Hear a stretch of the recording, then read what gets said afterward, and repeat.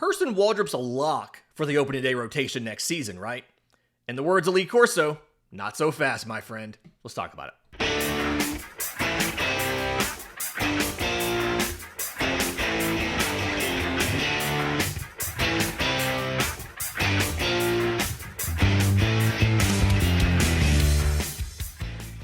Yes, welcome on in to Braves Today for Thursday, September 25th. This is your source of news, notes, and updates on your Atlanta Braves. I'm your host, Lindsay Crosby. You can follow me on social media at Crosby Baseball. You can find all my written work, bravestoday.com. This is both a podcast and a newsletter, so go check that out, free or paid. Those memberships, subscriptions help us out a ton.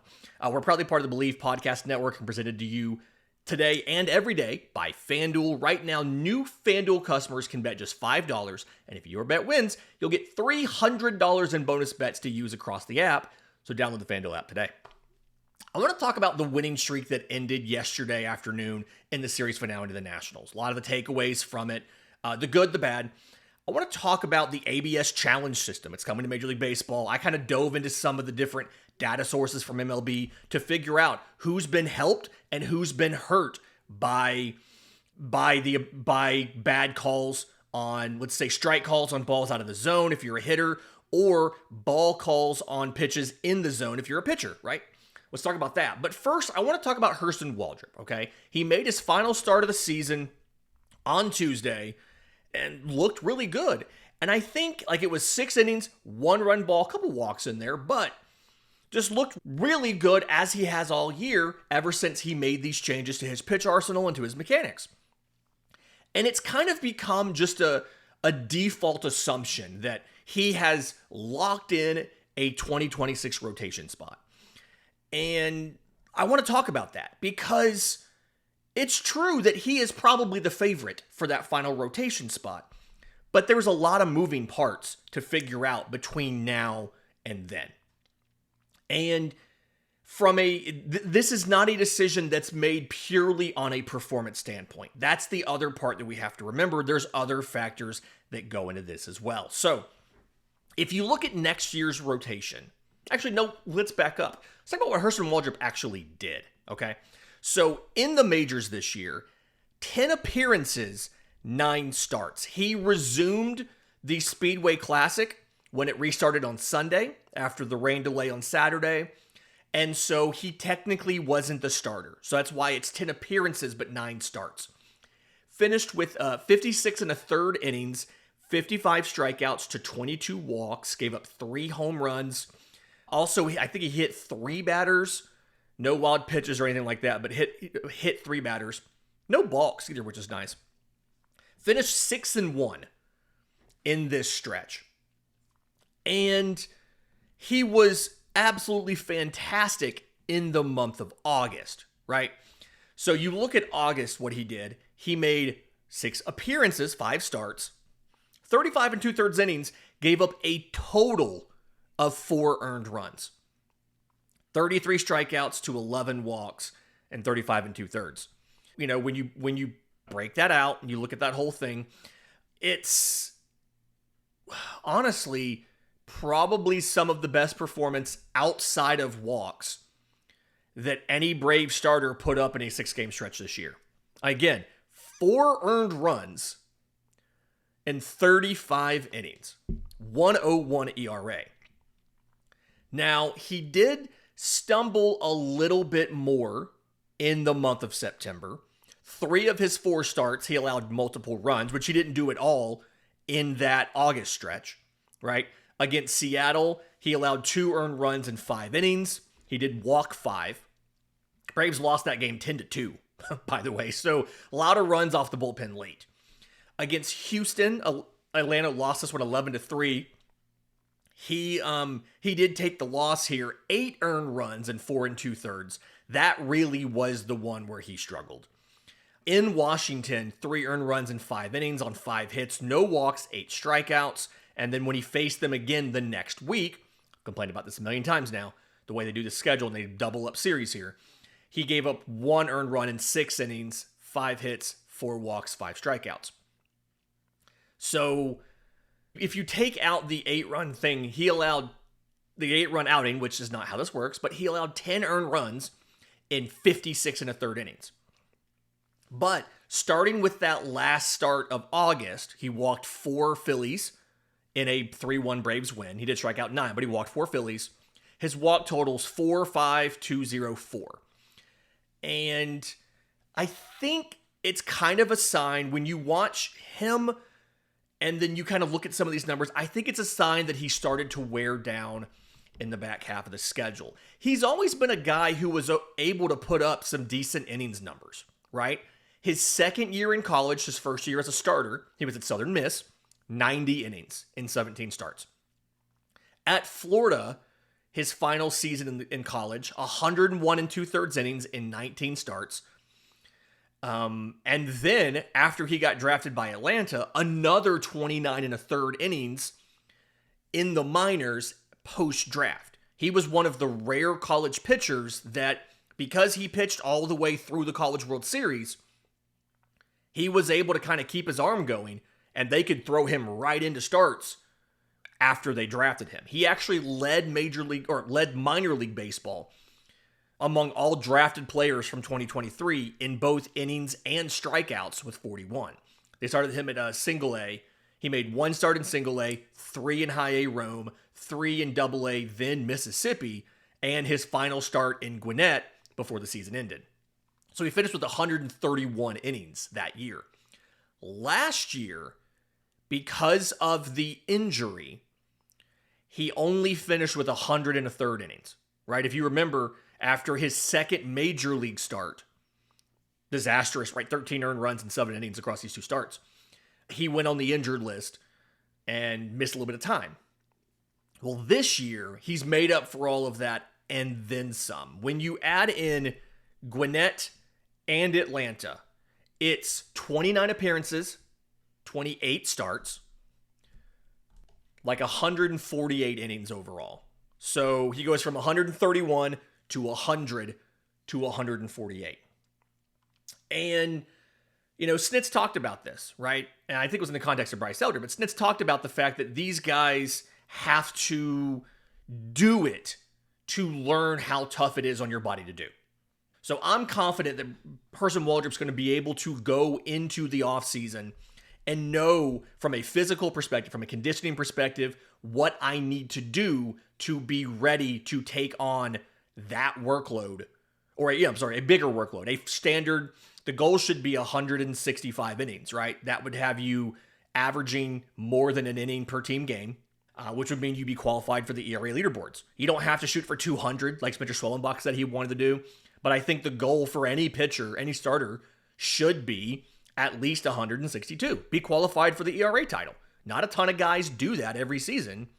I think you'd be surprised how many guys actually qualify every year for the ERA title, simply because being able to start all these games is surprisingly tough. Right now, if you look at guys who have hit 162 innings in Major League Baseball, there's 46 this season. As of Wednesday night, through Wednesday night's action, there are 46. And looking at guys who were within 6 or 7 innings, you could have another maybe 10 join that group. So 50 qualified pitchers possibly out of everybody in Major League Baseball. 50 qualified pitchers because they hit 162 innings in the season. Bryce Elder's close. He's at 156, but he doesn't have any more starts left. This weekend's Joey Wentz, Sale, and Strider. But here's the thing about Hurston Waldrep. His stuff has gotten significantly better. His knuckle curve was one of the best pitches of the day on Tuesday per Baseball Prospectus. Like, they go through and they grade every pitch on the metrics, the Stuff Plus and all of that. I think they call it Stuff Pro because they're Baseball Prospectus. And they said his knuckle curve was one of the best pitches of the entire day. Not the splitter, the knuckle curve. But it's not just down to performance, okay? So let's look at Atlanta's depth chart, right? What are you going to have? You're going to have Chris Sale. You're going to have Spencer Strider. You're going to have Spencer Schwellenbach. They're locked in at 1 and 3 in some order. Sale's the number 1, right? But is Schwellenbach 2, Strider 3? We don't know. After that, there's a lot of questions, okay? Is Ronaldo Lopez going to be in the rotation or the bullpen? He wants to be in the rotation. AA mentioned that they are looking at him as a starter. They see him as a starter, but Lopez is open to the pen. Is Grant Holmes going to be back next year? He is down in Northport. He is throwing bullpens. He's hoping to face batters soon before he goes home for the year. He's rehabbed the UCL injury and appears to be okay. Are they going to sign anybody? Like, I don't think they're going to put Grant Holmes in the rotation over Hurston Waldrep. They might. Are they going to sign somebody? We've talked a lot about the money that should be free. Does Atlanta want to bring in one of the big four? You probably pop a qualifying offer. Maybe. We're not 100% sure if everybody will get a qualifying offer out of that group. Framber Valdez will. Dylan Cease. Will Michael King get a qualifying offer? I think that's an open question. Zach Gallen probably gets a qualifying offer just because Arizona needs to get that draft pick back. But he may also return on that qualifying offer, pitch out the season with them, and hope to go into free agency again. So we'll see what happens there. Does Atlanta sign one of those big four, or do they go to another starter? I think we all kind of have decided that they need to get a starter. They need to get a tenured, experienced starter.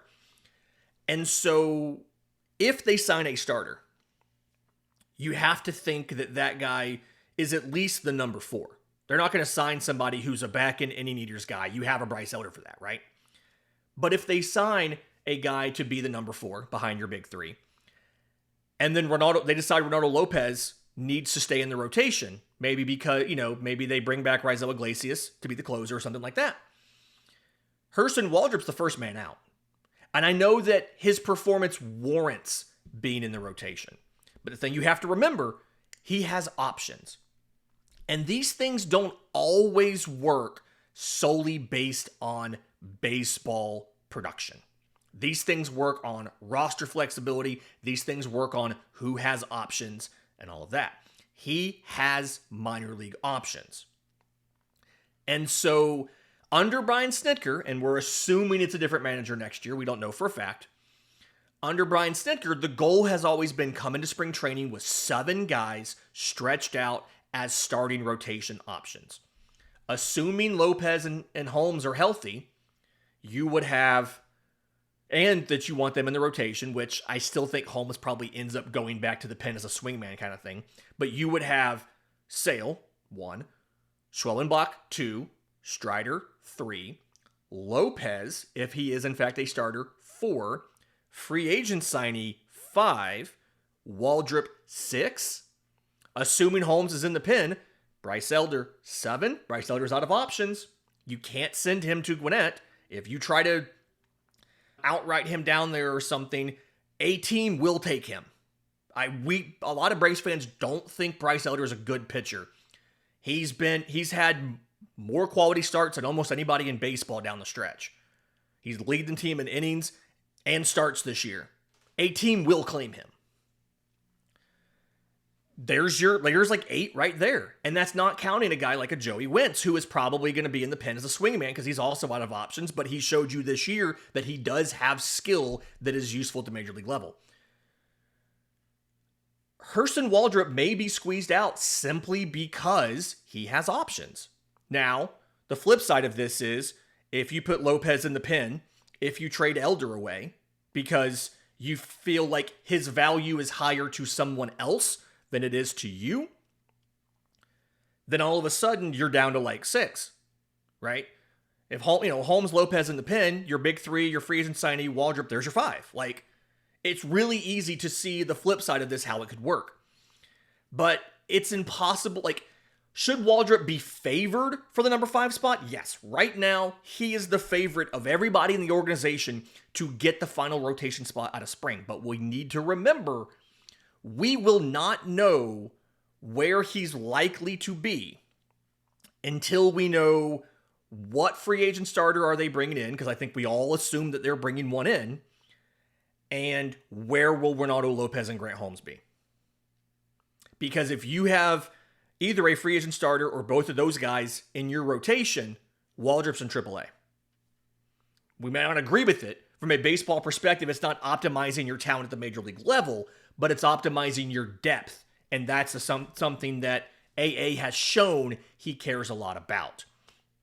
We'll break down those free agent starters, by the way, once the season's officially over, the postseason wraps, I have a whole week planned where we're just looking at starting pitching. We're taking two of those starters, those big four, and day one is two of them, day two is the other two of them. We're looking at other top tier starters. We're looking at we're doing a whole week on starting pitching, right? We're gonna do a whole series of all of these things in the offseason. So don't go away. Season ends on Sunday. We're not done. We've got more.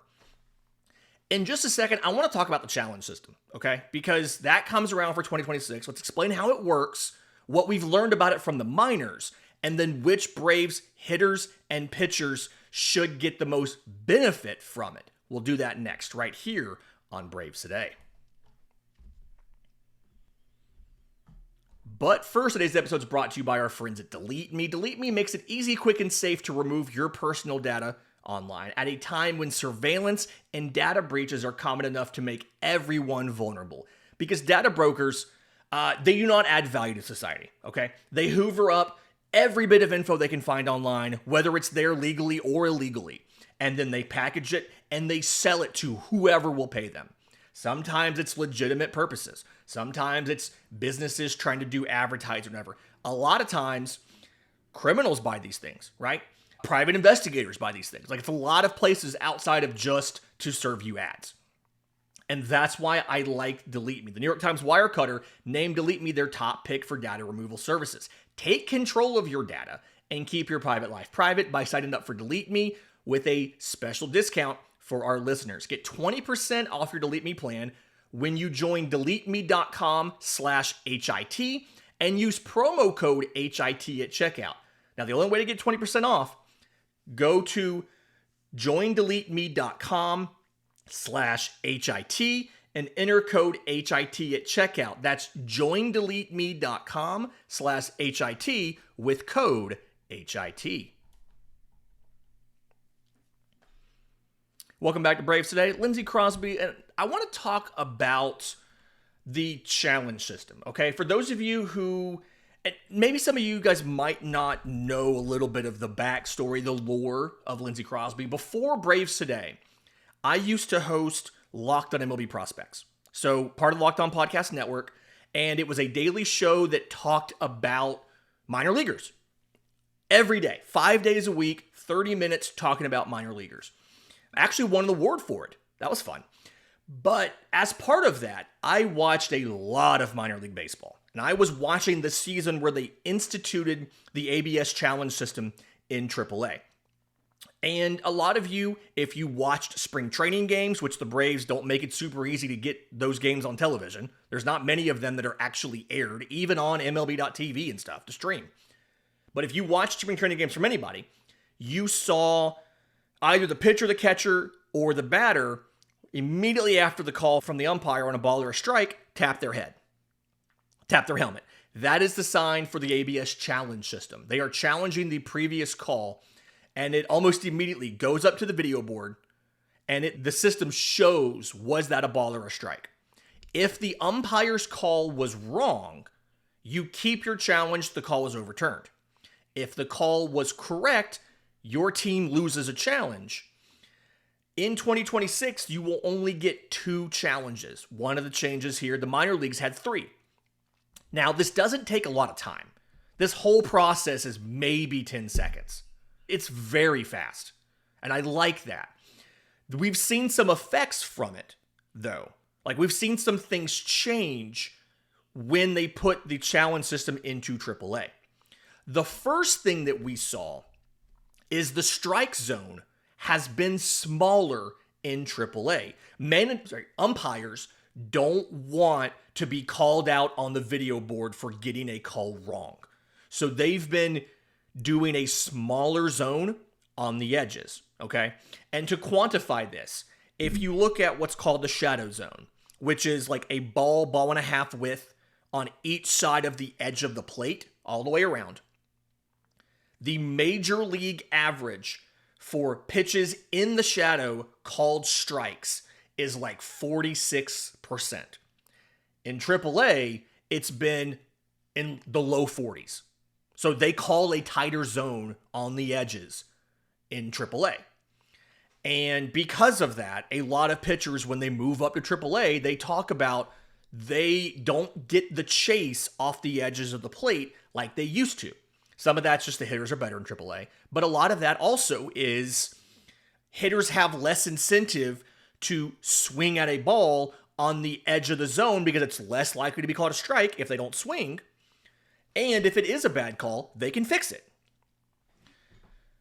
And so I went on the newsletter, again, bravestoday.com, and I pulled a list of the Braves hitters who have had the most pitches called strikes that were outside of the zone.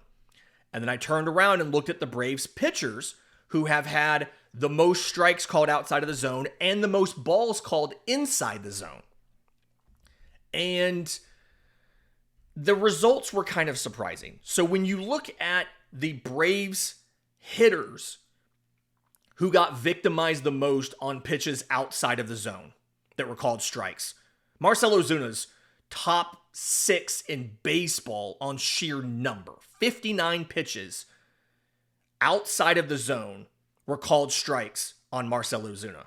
And I mean called strike as in he did not swing and it was ruled a strike even though it was technically a ball. Now, obviously, some of that comes from he's been in the lineup most of the season. He barely swings, 39% swing rate. So he's taken a lot of pitches. It's a combination to do that.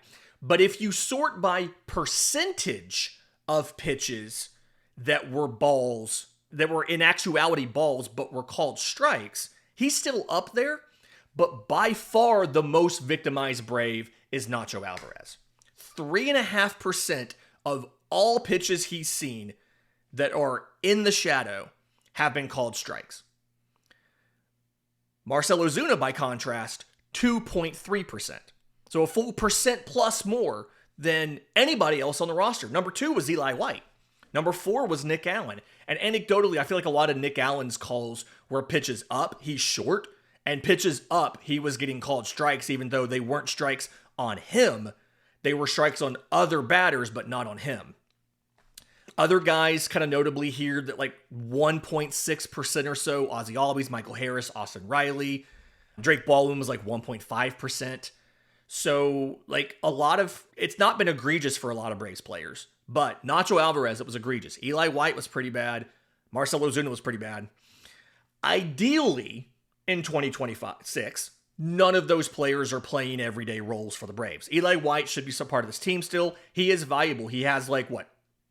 He has 10 home runs for you and 10 stolen bases off the bench. Like he's been worth 0.7 WAR and he's making like under $1 million. Like he's valuable, right? He can play all 3 defensive positions. He's played some first. He can play, second base, we think, all of that. Good pinch hitter. He'll be here next year. I don't think he'll be an everyday player, but he'll be here next year.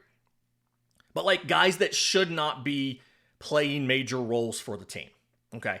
So I don't necessarily think on offense it's going to do much for the Braves. And the thing you have to know here is almost every single team, the hitters received more inside ball calls than outside strikes. It's pitchers who really lose out here. Most teams are negative on pitching and positive on hitting. So I wanted to look at the pitcher specifically. And this is really interesting. Oh, no, let's go back. There's a guy I have not talked about that's not on that chart, but is really, if he returns, is really going to be positively impacted by this, okay? Ha-Sung Kim has not only not swung a ton since he's been here, 43% swing rate, but also he barely chases. 23% swing rate outside of the zone. It's the lowest outside zone swing mark on the team for any player who played 15 or more games. So if he comes back, he's the number 1 player who you can look for that should be able to, like, that isn't going to get victimized too much by bad calls and can easily correct them because his batter's eye is good enough. He's not chasing already. And if he does get a called strike on him, he can fix it. So I'm happy about that. On the mound, this was really interesting to me. The pitchers who benefited the most from strikes on pitches outside of the zone, 3 relievers, and Bryce Elder. And if you kind of think about these guys, it makes a little bit of sense. Pierce Johnson, the curveballer, it's a vertical breaking pitch. It's dropping out of the zone, ideally, and they're chasing. He got some calls on pitches below the edge of the zone where the ball looked like it clipped the bottom of the zone on the way through. Aaron Bummer, his sweeper, running out of the zone horizontally. He got 2.3% of his outside pitches were called strikes when they were actually should have been balls. Same percentage for Johnson. Raisel Iglesias, also 2.3%. Bryce Elder was at 2.1%. He's got a sinker that's kind of running off the plate. He's got a slider he's trying to drop below the zone for strikes. It makes sense he'd be in there too. Some of those could go away. That's the problem. Some of those could go away. But the guys who stand to benefit, and it's really interesting, this is a really interesting list to me. The top 6 guys, actually the top 8 guys in this, 7 of them are starters. By percentage, mind you. Starters by percentage. And they're all dudes with really good stuff. The one reliever is Daisabel Hernandez. Not really sure what happened there. But the starters, it's like above 2%. You've got Spencer Strider, Bryce Elder, AJ Smith-Shawver, Chris Sale, Spencer Schwellenbach, Hurston Waldrep. They're all above 2%. Schwellenbach and Waldrep are above 2.5%. The number one most victimized Brave by a pitch in the zone being called a ball, Didier Fuentes. 3.8%. Like, he lost out on like 4% more strikes that he should have had that were in the zone but called balls. And what's really interesting to me when I dove into this, right, is if you sort by Stuff Plus, which is a grading of the pitches solely off of movement profiles and how filthy they are. If you correlate these two lists, right? Again, your order for starters: Fuentes, Waldrep, Schwellenbach, Sale, Smith-Shawver. That was the list on pitches in the zone being called balls. Your order on Stuff Plus: Fuentes, Schwellenbach, Sale, Waldrep, Smith-Shawver. The better their stuff is, the more likely they are to have a pitch in the zone be called a ball. It's probably a combination of, one, maybe it moves farther than the pitcher is or than the catcher's expecting, so the frame job isn't great. It's probably a factor of it looks like it's going to be a ball and it moves enough to catch the zone, but the umpire, I guess, either doesn't see it or had already kind of committed to the ball call, whatever it might be. But like, they're fooling the umpire as much as they're fooling the hitters. And so organizations that favor stuff are going to do better under this system, as long as the pitchers are confident enough and able to win their challenges, right? When Fuentes comes back up next year, because he will, once he's hurt, he's going to be able to fix some of these bad calls. Schwellenbach, he has great control. He rarely walks dudes. He can hit the zone reliably. He's going to be able to overturn some of these bad calls, right? Chris Sale's sweeper commonly carries, it'll look like it's a ball and it'll come in and, backdoor the edge of the zone, or he'll drop it just below the zone, whatever. And when an umpire gets it wrong, like when Sale tries to leave it at the bottom of the zone and the umpire thinks it dropped out the bottom, Sale can fix it. Sale can challenge, Sale can fix it. So I like the fact that Atlanta's starters are going to be the ones who benefit from this the most. Now, the flip side of this is, in AAA, we noticed a lot of teams don't use the challenges early in the game. They save them for a little bit later in the game when the moments are bigger. Nobody's challenging an 0-1 pitch in the first inning. It's just not happening. But in the 7th inning, 3-2, bases loaded, is this either an RBI walk or an inning strikeout? That's when the challenge gets used. So the impact may be a little bit minimal there. I'm really curious to see, honestly, the division between hitting and pitching.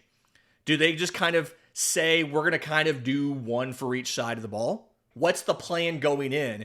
And then how does that hold up when they're facing a CB Buckner or somebody like that? Really curious to kind of see how that happens. All of the rest of the data, again, bravestoday.com, it's all there.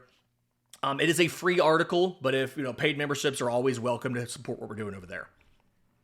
In just a minute, I want to talk about the winning streak that is now over. I really saw a lot of stuff that I liked from an effort perspective, and some things I didn't necessarily love from the way you scored the runs perspective. We'll talk about that next, right here on Braves Today. But first, today's episode is brought to you by our friends at FanDuel. They want to talk about the NFL season, right? Like, FanDuel's biggest thing by far is the NFL. But we are so close to the postseason for MLB. And this is one of my favorite times to use FanDuel because, one, the promos. You can take advantage of the NFL promos. New customers can bet just $5, and if the bet wins, you'll get $300 in bonus bets to use across the app. So you nail your first bet, and now you have a bankroll you can use to have some fun on FanDuel. But then also, you can follow all of these playoff games while Atlanta's not in it and have a lot of fun with this. Build a same-game parlay, player props. You can even jump in live as the action unfolds. And then it's giving me a good way to kind of monitor Rookie of the Year odds. And we're going to do, after the season ends, once Drake Baldwin's numbers are baked and done after Sunday, we're going to do a deep dive into Horton versus Baldwin for Rookie of the Year next week. But right now, Cade Horton being minus 270, Drake Baldwin being plus 190. I still think Baldwin's going to win, and we'll break that whole thing down next week once Baldwin's numbers are banked. But if you're ready to play, download the FanDuel app now. Visit FanDuel.com to get started. That's FanDuel.com to place your first $5 bet.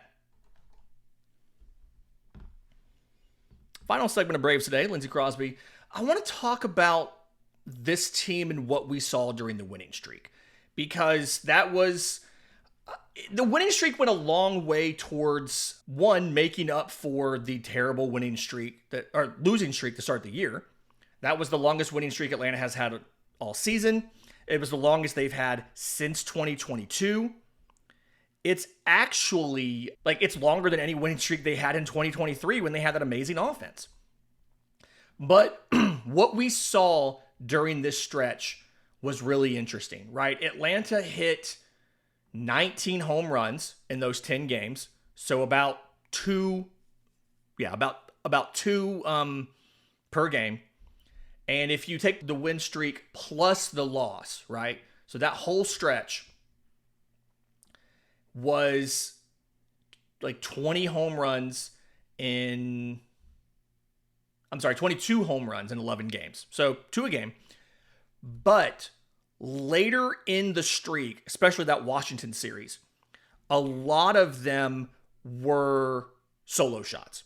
Matter of fact, every home run from both teams in the Washington series was a solo home run. And the Braves specifically on Wednesday finished, I think it was 0 for 10 or 0 for 11 with runners in scoring position and stranded 10 on base. So every opportunity they had to drive in a runner, they were not able to execute, which is a little frustrating. And so it almost I'm trying to figure out, are they confident in the balance between the Tim Hires approach, which is stringing together multiple base hits, getting guys in, drawing walks to have base runners, all that stuff. Are they confident in the balance between that and the old Kevin Seitzer approach, which was swinging for the fences? Because normally 3 home runs in a game in a Tim Hires offense should give you more than 3 runs because you're going to have base runners. But in both the Washington the Washington win and the loss, Tuesday and Wednesday, you scored 3 runs on 3 home runs. So I'm really, I think if you bring back Ha-Seong Kim, you have a couple different guys who should have good speed in Harris and Kim and Ozzie and all of that, who can run extra, can take extra bases, can steal bags, whatever it may be. You'll still have the power guys in an Olsen and O'Reilly, Baldwin, we've seen him. Murphy, when he's healthy, I think he's going to be able to be healthy. Profar's shown the ability to do both. He's stolen bases. He's hit for home runs. He's not a slugger, but he's hit for home runs. Ronald is a slugger who can steal bases. Hopefully he does it next year. I feel like you have the personnel for everything except for stealing bases. Except for team speed overall. You have the personnel to be successful in this offense. Now, not everybody's perfectly tailored for it. Michael Harris is way too, he chases way too much, right? He's not getting the benefit of the Tim Hires offense. He's not drawing the walks and all that stuff. But Ozzy's gotten much better. I make a lot of jokes about if you're walking Ozzy Albies, you're having a bad day. He's actually gotten to a pretty decent ability to walk as he gets older in his career. But one thing that I did like seeing, and I specifically on Wednesday is when I noticed it and wanted to talk about it, was the effort. So there's a couple things that kind of stand out to me. All in the ninth inning. So in the ninth inning, top of the ninth, there's runners on base, and Ronald Acuna Jr.